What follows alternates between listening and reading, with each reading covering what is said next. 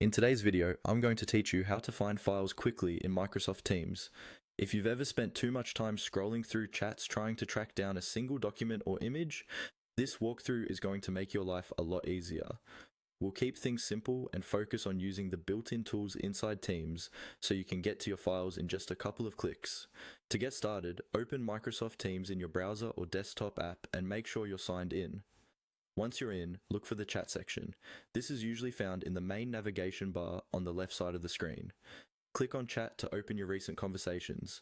This area shows all the one-on-one and group chats you've been a part of, and it's often where files are shared most frequently during day-to-day work. After you've clicked into chat, you'll see a list of your conversations down the side. Here's where the second key step comes in.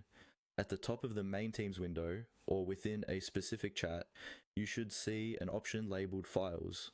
Go ahead and click on Files. When you open the Files view, Teams gathers together all the documents, images, and other items that have been shared, so you don't have to hunt through individual messages. This is the quickest way to get an overview of the content related to your chats.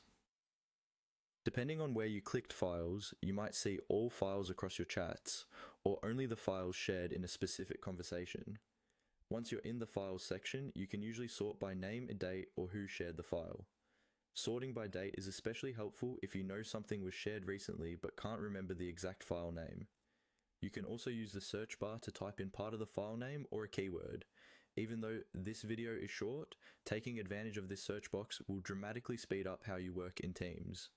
If you often return to the same files, consider opening them from here and then bookmarking them in your browser or adding them to your recent documents list in the corresponding app, like Word or Excel.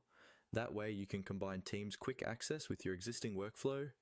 And that's all you need to know to quickly find files in Microsoft Teams using the chat and files views.